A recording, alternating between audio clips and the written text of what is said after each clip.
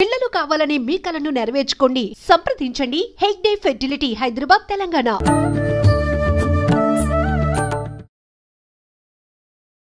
నమస్కారం, welcome to I dream. ధర్మ మార్గం విత్ విజిత కార్యక్రమానికి స్వాగతం. ప్రస్తుతం మనతో పాటు ఉన్నారు విశ్వపతి టీవీఆర్కే మూర్తి గారు. ఇప్పుడు వారితో మాట్లాడి శ్రీరామనవమి విశిష్టత గురించి, అసలు శ్రీరామనవమి ఆ రోజునే ఎందుకు జరుపుకోవాలి, మామూలుగా మనకు వివాహాలు నవమి రోజున చాలా తక్కువగా చూస్తుంటాము, ఎక్కువగా వివాహాలకి మనం ఆ రోజుని ఎంచుకోము, కానీ ఎందుకు రాముల వారి కళ్యాణం ఆ రోజునే జరిగింది, ఇలాంటి మరిన్ని విషయాలు ఇప్పుడు వారితో మాట్లాడి తెలుసుకునే ప్రయత్నం చేద్దాం. నమస్తే అండి. నమస్కారం తల్లి. శ్రీరామనవమి మనకు కొద్ది రోజుల్లో రాబోతోంది. రాముడిని మనం ఆదర్శంగా, రాముడు సీతల్ని మనము అందరము కూడా ఆదర్శంగా తీసుకోవాలి అని చెప్పి అంటారు. ధర్మము అనగానే రామో విగ్రహం ధర్మ పోలుస్తుంటారు. అయితే ఆయన గురించి ఎంత మాట్లాడుకున్నా తక్కువే. ప్రత్యేకించి శ్రీరామనవమి రోజున పట్టాభిషేకం, కళ్యాణము, రకరకాల మహోత్సవాలు ఆ రోజున చేస్తూ ఉంటారు. ఆ రోజునే జరిపించడానికి కారణం ఏమైనా ఉందా? అసలు రామనామంలోనే ఎంత ఎంత వైభవం ఉంటుందో అన్నమాట. అసలు ఎంత పుణ్యం అంటే మనకి ఒక్కసారి రామ అని పిలిస్తేట ఎన్నో జన్మల్లో చేసుకున్న పాపాలన్నీ నశిస్తాయి మనకి. ఒక్కసారి రామనామం జపించటంతోనే ఎన్నో జన్మల పాపాలు నశిస్తాయని చెప్తుంటారు. అండ్ అంతకంట మధురమైన నామం ఇంకోటి లేదు, రామనామం కంటే మధురమైనది లేదు అంటాడు కదా. కీర్తనలో ఒకటి ఉంటుంది కదా, అంటే పాలు మిగిలేల కన్నా పంచదార చిలకల కన్నా ఓ రామ నీ నామం ఎంతో రుచిరా, ఎంతో రుచి, ఎంతో రుచి, ఎంతో రుచి. సో ఎంత రుచికరమైన రామనామం అంటే మనకి ఆ రామనామంలో ఉన్న రుచి సామాన్యమైనది కాదనమాట. అసలు ఎంతో కాలం నుంచి మన వారందరికీ, మన భారతీయులందరికీ, అంతేకాకుండా ముఖ్యంగా మన ఆంధ్రప్రదేశ్, తెలంగాణ, మన తెలుగు వారందరికీ కూడా రాముడు ఎంతో ఆరాధ్య దైవం. అండ్ మా రాముడు అని చెప్పుకుంటాం. అసలు రామాలయం లేని ఒక కాలం దాకా ఊరు కానీ, అంతేకాదు అది చెప్తాం కదా అందరం, రామాలయం లేని ఊరు ఉండదు. అలాగే ఏదో విధంగా రాముడి పేరు లేని కుటుంబాలు కూడా ఉండవు. అవునా? మొన్నమనేటి దాకా, ఇప్పుడంటే మోడర్న్ టైమ్స్ వచ్చి రకరకాల పేర్లు పెట్టేస్తున్నారు, కానీ మొన్నమనేటి దాకా రామారావు, రామచంద్రరావు, రామిరెడ్డి, రామకిషన్, రామకృష్ణారావు, అంతే కదా. స్వామి వారికి సంబంధించి కానీ రాముల వారికి అంతే, రాముల వారికి సంబంధించిన వారం ఉన్న కుటుంబంలో మీ అన్నో, బాబాయో, అన్నో, తమ్ముడో ఎవరో ఒకరికి ఈ పేర్లలో రాముడి పేరు ఏదో ఒకటి. ఇప్పుడు రఘురామని, రఘురామారావు, రఘోత్తమ, ఇట్లా ఏదో విధంగా రాముల వారికి సంబంధించింది. రాముడు అనేవాడు అందరి మనవాడు అనమాట. రాముడు అంటే మనవాడు అంతే. ఎందుకంటే మనం చూస్తుంటాం ఎంత ప్రాణంగా మనకి. అసలు ఎందుకు ఎవరినైనా జంట ముచ్చటగా ఉంటే సీతారాములాగా ఎంత ముచ్చటగా ఉన్నారంటాం వాళ్ళని మనం కదా. అలాగే ఎవరైనా చక్కగా ఉంటే సీతలాగా చక్కగా ఉంది పిల్ల అంటాం. సీతారాములు అనేవారు మనతో అంత మమేకం అయిపోయాం మనం అందరం. మన జీవితాల్లో అంతగా రాముడు, మన రాముడు అన్నట్టు అయిపోయేవాడు. నేను ఈ పుస్తకాలు చాలా రాశాను కదా, వెంకటేశ్వర కల్పము, అమ్మవారి మీద, శివుడి మీద ఇలా రాసినప్పుడు మొట్టమొదట్లో రాసింది నేను వెంకటేశ్వర కల్పం. రాసిన తర్వాత అది చాలా ప్రాచుర్యంలోకి వెళుతున్నప్పుడు అప్పుడప్పుడు నాకు కొంతమంది ఫోన్ చేసి, అంటే ఒక్కొక్కరి నమ్మకాలు ఒక్కొక్కటి కదా. ఒకరికేమో శివుడు అంటే పంచ ప్రాణాలు, ఒకరికి హనుమంతుడు అంటే ప్రాణం, ఒకరికి అమ్మవారు అంటే ప్రాణం, ఒకరికి నరసింహస్వామి అంటే ప్రాణం, ఒకరికి సుబ్రహ్మణ్య స్వామి అంటే ప్రాణం, ఇలా రకరకాలుగా ఉంటాయి కదా. సో ఈ వెంకటేశ్వర వ్రతకల్పం ప్రాచుర్యంలో బాగా వెళ్ళిపోతుంటే ఊళ్ళ నుంచి నాకు అప్పుడప్పుడు కొంతమంది ఫోన్ చేసి అంటుండేవారు, స్వామి వెంకటేశ్వర వ్రతకల్పం రాశారు, చాలా బాగుంది, కొంచెం నాకు చాలా శివుడు అంటే చాలా ఇష్టం, మీరు శివుడి మీద ఎప్పుడు రాస్తారు అని అనేవారు. అలాగే కొంతమంది ఎవరన్నా ఫోన్ చేసి సుబ్రహ్మణ్య స్వామి మీద ఎప్పుడు రాస్తారు, నాకు చాలా ఇష్టం అండి, నేను ఎప్పుడు సుబ్రహ్మణ్య స్వామి గుళ్ళన్నీ వెళ్తుంటానంటారు. ఇంకొక ఆయన నాకు ఫోన్ చేసి నాకు హనుమంతుడు అంటే చాలా ఇష్టం, హనుమంతుడి మీద ఎప్పుడు రాస్తారని ఇంకోళ్ళారు. ఇంకొక ఆవిడేమో నాకు అమ్మవారు చాలా ప్రాణం, మాకు నేను ఎప్పుడూ లలిత సహస్రనామంలో చదువుతున్న, అసలు అమ్మ అంటే నాకు ఇంకా పంచ ప్రాణాలు, అమ్మవారి మీద ఎప్పుడన్నా రాయండి ఒకటి వ్రతం అని ఉంటేవాళ్ళు. ఇలా అడుగుతుండేవాళ్ళ. విచిత్రంగా ఇలాగే ఉంటుండగా వరంగల్ నుంచి ఒకసారి ఒక ఆయన నాకు ఫోన్ చేసి, మీ పుస్తకాలన్నీ చాలా బాగున్నాయండి, మా రాముడి మీద ఎప్పుడు రాస్తారు మీరు అన్నాడు. రాముడు వారి దగ్గర వీళ్ళందరూ మిగతా వాళ్ళందరూ నాకు సుబ్రహ్మణ్య స్వామి ఇష్టం, సుబ్రహ్మణ్య స్వామి ఇప్పుడు రాస్తారు, శివుడు అంటే ఇష్టం ఇలా అన్నారే కానీ రాములు వారి మీద అడిగిన వాళ్ళందరూ నన్ను ఏమన్నా తెలుసా, ఏమంటే మీ పుస్తకాలు చాలా బాగున్నాయి, మా రాముల మీద పెట్టి రాస్తారు మీరు, రాముడు మా రాముడు అయ్యాడు. ఇప్పటికీ నేను మర్చిపోలేనే అండి. ఒక ఆలయంలో అర్చకులు అనమాట, మా రాముల వారి మీద ఎప్పుడు రాస్తారండి అనేవాడు ఆయన. అలాగా అంత ఓన్ చేసుకుంటాం మనం రాముడు. అసలు ఎందుకు ఏదైనా కష్టం కడితే అయ్యో రామా అనే వస్తుంది నోట్లోంచి గబుక్కుని, అంతే కదా.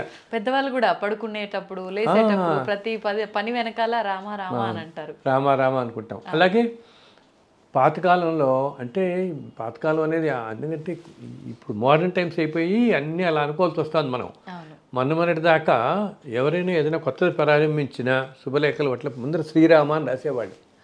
శ్రీరామ అని రాసి కానీ మొదలుపెట్టేవాళ్ళు కాదు. ఏంటి ఉద్యోగాలే కాదు, ఈ బిజినెస్లు వ్యాపారాలు చేసుకునే వాళ్ళందరూ పైన శ్రీరామ. అసలు అంతే. ఇంకా ఆశ్చర్యం ఏంటి తెలుసా, పాతకాలంలో ఉత్తరాలు రాసే వాళ్ళందరూ కూడా పైన శ్రీరామ అని రాసేవాళ్ళు. పోస్ట్ కార్డ్స్లో పైన శ్రీరామ అని రాసేవాళ్ళు. ఇంకా విచిత్రంగా ఆ రోజుల్లో కొంతమంది అంటే రాములు వారు రాస్తున్నట్టు భావన అనమాట, శ్రీరామ వ్రాలు అని కూడా ఉండేది. చూస్తున్న వాళ్ళందరూ ఈ ప్రోగ్రామ్ మన వాళ్ళకి తెలుస్తుంది, అప్పుడు జనరేషన్ వాళ్ళు పైన శ్రీరామ వ్రాలు అని రాసేవాళ్ళు. శ్రీరామ్ అనేది చాలా మందికి ఇప్పటికీ కూడా అలవాటు. నేను చూస్తుంటాను ఏదైనా శుభలేఖలు, ఏదైనా పత్రికలు, ఏదైనా కొత్త కొత్త మొదలు పెడుతున్నా మొట్టమొదటిగా శ్రీరామ అని రాస్తారు. ఎందుకంటే రామనామం తలుచుకుంటే అంతా జయప్రదంగా సాగుతుంది అని మనకి నమ్మకం అనమాట. రాముని తలుచుకుంటే చాలు జయప్రదంగా సాగుతుంది మనకని. సో అంతటి మహోన్నతమైనటువంటిది. అందుట్లో రాముడు ఏంటి తల్లి, సాక్షాత్తు శ్రీమన్నారాయణుడే వచ్చి మానవ రూపంలో మనందరి మధ్య తిరిగి అతి సామాన్యమైన మానవులాగా అన్ని కష్టాలు పడి జీవన విధానం సాగించిన వాడు శ్రీరాముడు. మనందరి మధ్య మనతో పాటే ఉండి మనలాగా కష్టాలు పడే రామచంద్రుడు.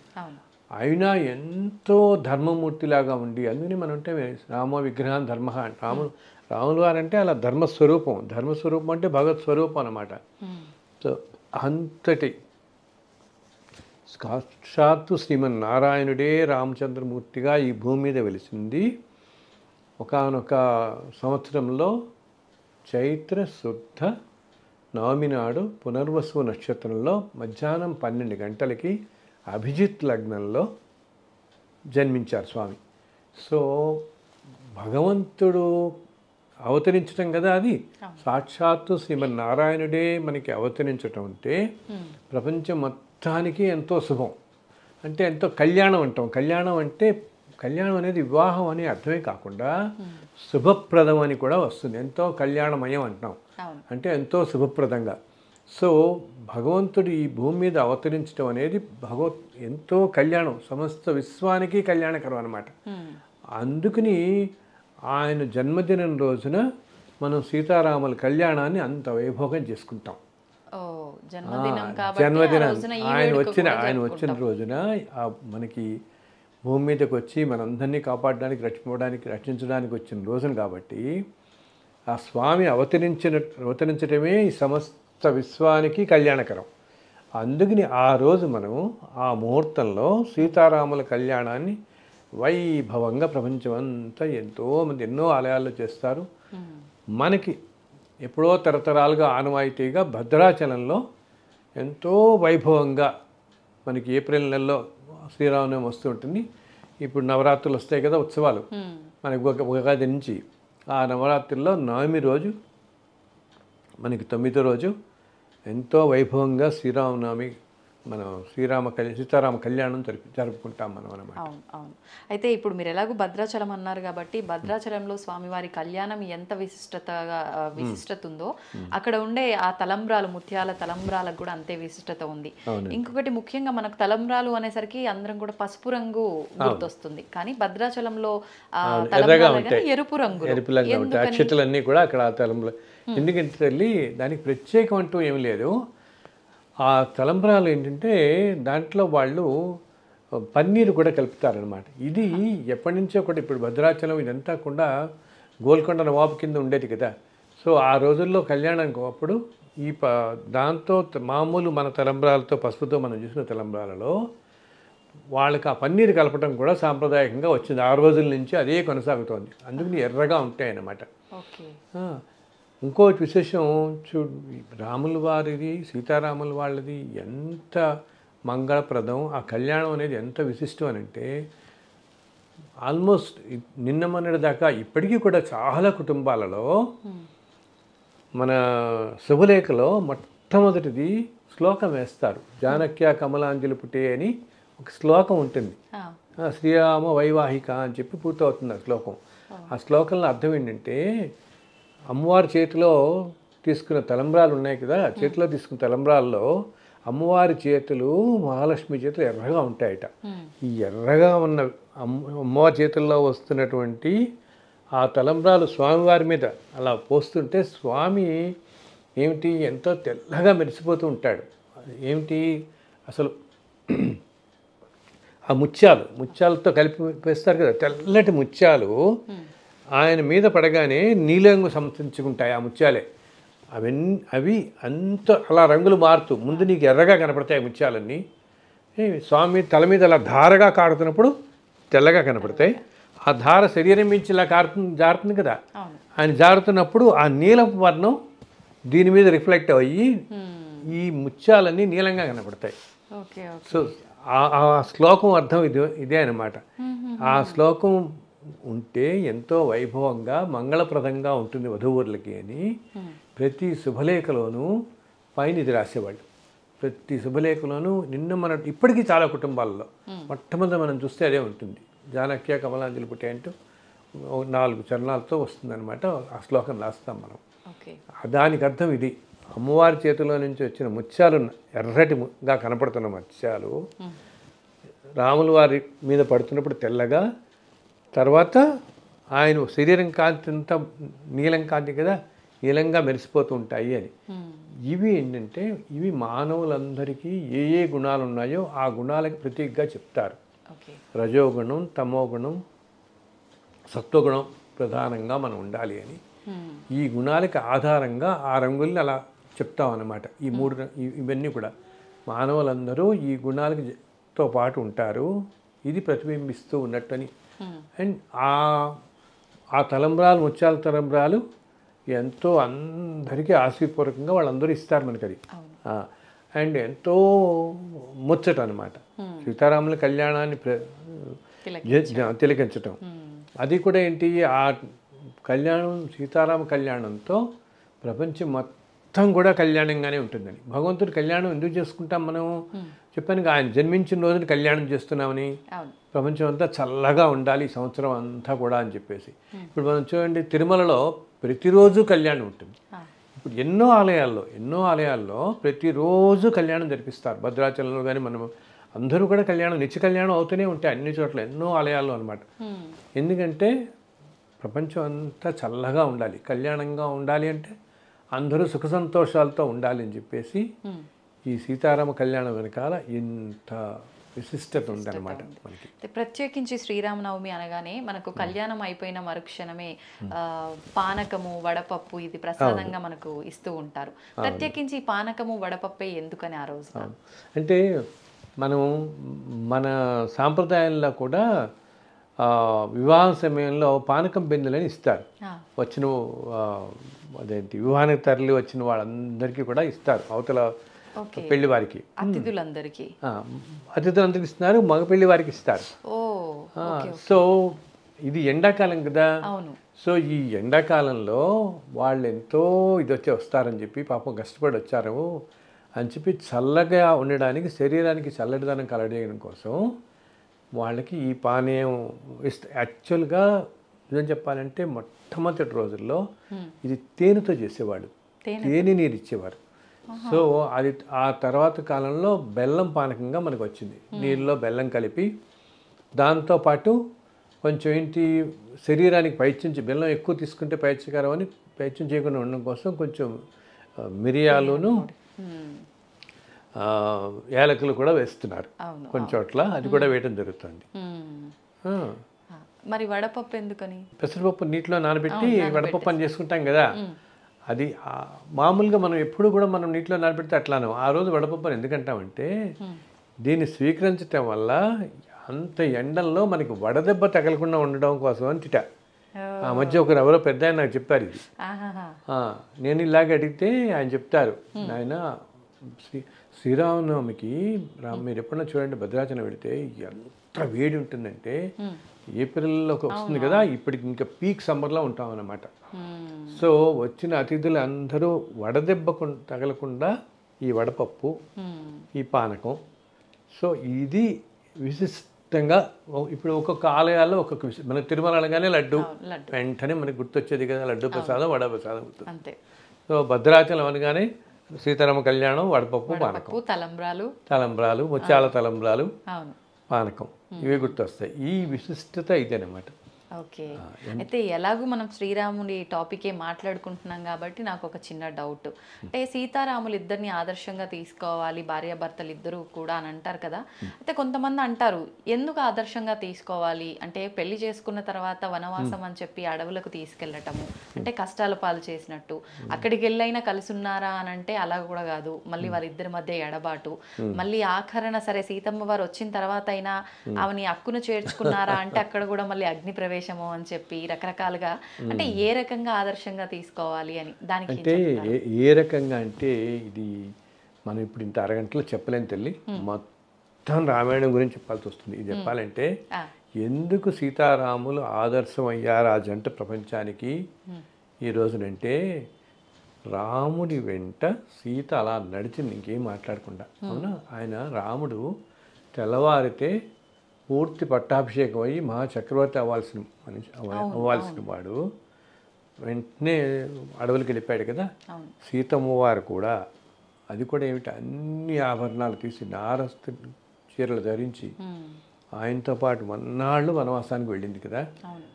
అంతేకాకుండా ఎన్నింట్లో ఎన్నో విషయాల్లో ఎప్పుడూ రాముడి అసలు కొన్ని చోట్ల శాస్త్రాల్లో చెప్పబడుతుంది, రాముల్లో ఉన్న శక్తి అంతా అమ్మవారిదే అంటారు. సీతాదేవిదే శక్తి, సీతమ్మవారిదే శక్తి అని. అంత శక్తి స్వరూపం అన్నమాట అమ్మవారు వచ్చింది. సో ఎన్నో దృష్టాంతాలు మనకు కనపడతాయి రామాయణంలో. వాటిలన్నింటినీ కూడా ఎంతో ఆదర్శంగా ప్రపంచాలకి నిలిచిన మూర్తులు అన్నమాట ఆ సీతారాముల జంట మనకి. అందుకని మనం అంతా అంత ఆదర్శంగా తీసుకుంటాం. ఇంకా వివరంగా చాలా ఉన్నాయి రామాయణంలో. మనం చూసుకుంటే చెప్పుకుంటూ వెళితే ఎన్నెన్నో సంఘటనలు కనిపిస్తాయి మనకి. అన్నీ కూడా విశిష్టత, ఎందుకు అంత విశిష్టత, అన్యోన్య దాంపత్యం, కష్టాలు పడ్డారు ఎంతో, అంటే సామాన్య మానవులు లాగానే భరించారు ఆ కష్టాలన్నీ చూశారు, అన్నీ పడ్డారు. మళ్ళీ అదేంటి, భూమి మీదకి ఒక కార్యార్థమై ఒక ప్రత్యేక కార్యం కోసం అవతరించిన మూర్తులు కాబట్టి ఇద్దరు వాళ్ళు. కానీ భూమి మీద ఉంటున్నప్పుడు ఇప్పుడు శ్రీకృష్ణుడు ఉన్నాడు, శ్రీకృష్ణుడు ఎన్ని కష్టాలు పడ్డాడు, ఎన్ని అవమానాలు పడ్డాడు. సాక్షాత్తు శ్రీమన్నారాయణుడే కృష్ణుడిగా అవతరించినా కూడా అలాగే ఆయన ఉన్న కాలంలో ఆయనని భగవంతుడే అని తెలుసుకున్న వాళ్ళు అందరు లేరు కదా. ఇప్పుడు రాములు ఉన్న కాలంలో కూడా రాముడు భగవంతుడే అని అందరూ ఇప్పుడు రావణుడే ఒప్పుకోడు కదా. ముందు ఎంతోమంది భగవంతుడని కాదు సామాన్య మానవుడిలాగానే చూసేవారు కదా. అలా కానీ మనందరి కోసం నిలబడి లోక కళ్యాణం కోసం అవతరించిన మూర్తులు ఆ భగవంతుడు అనమాట. సో ఆ సీతారాములు అన్యోన్యత అనేది మనకి ఎప్పటి నుంచో వస్తున్నది, దానికి ఎంతో విశిష్టత ఉంది. అందుకని సీతారాముల్లాగా చల్లగా ఉండండి అని అంటాం, సీతారాముల్లాగా జంట ఉంది అని అంటాం. మీరు అన్నది కరెక్ట్ అయినా దానికి ఈ వెనకాల వాళ్ళ అన్యోన్య దాంపత్యానికి ఆ విశిష్టతకి ఎన్నో దివ్యమైన ఏమంటామంటే ఎన్నో సూక్ష్మ రహస్యమైనటువంటి విశేషాలు చాలా ఉన్నాయి దాంట్లో. ఆ రామాయణం మొత్తంలో చాలా చోట్ల ఉన్నాయి, చాలా. అది మనకి గబుక్కుని అర్థం కావాలన్నమాట చెప్తే. అవును. సంతోషం అండి, చాలా మంచి విషయాలు తెలియజేశారు. శ్రీరామనవమి విశిష్టత గురించి, ముఖ్యంగా తలంబ్రాల యొక్క ఆ చిన్న రహస్యాన్ని కూడా తెలియజేశారు. ధన్యవాదాలు. అవును, చాలా చాలా సంతోషం తల్లి. సీతారామచంద్రుల వారి గురించి ఇలా మాట్లాడుకోవటం కాసేపు ఎంతో సంతోషం అనిపించింది. అసలు ఇందాక అనుకున్నాగా రాముడి పేరు లేని ఇల్లు ఉండేది కాదు. అంతదాకా దానికి మనం సినిమా రంగం తీసుకుంటే రాముల వారి మీద వచ్చిన పేరుతో సినిమాలు ఎక్కడ రాలేదు. లవకుశ దగ్గర నుంచి ఓల్డ్ మూవీస్ అన్ని కూడా ఎన్ని ఓల్డ్ మూవీస్ ఇప్పుడు మన సీతారామం అనేది వచ్చినట్టుంది కదా. ఆ రోజుల నుంచి లవకుశ నుంచి సంపూర్ణ రామాయణం కానీ ఎన్ని సీతారామాంజనేయ యుద్ధం అని వచ్చినాయి, ఎన్ని రకాలు ఎన్ని సినిమాలు వచ్చాయో రాముడి పేరుతో. మన అందరి జీవితాల్లో ఆ రామశబ్దం, రామనామం, రామరూపం, ఆ శ్రీరామ తత్వం అనమాట. ఆ తత్వాన్ని మనం అర్థం చేసుకుంటే అంతకంటే పుణ్యం ఇంకొకటి లేదు, అంతకంటే జ్ఞానం లభించదు. అది ఆ రామచంద్రుల వారిని, సీతారామచంద్రుల వారిని మరొక్కసారి ఈ సందర్భంగా మీ వల్ల తలుసుకునే భాగ్యం కల్పించినందుకు మీకు నా కృతజ్ఞతలు. అలాగే హనుమత్ లక్ష్మణ సమేత శ్రీ సీతారామచంద్రుల వారు మనందరినీ చల్లగా చూడాలని ఆ రామచంద్రమూర్తిని అందరినీ ప్రార్థిస్తున్నాను తల్లి. ధన్యవాదాలండి. జై శ్రీరామ్. జై శ్రీరామ్.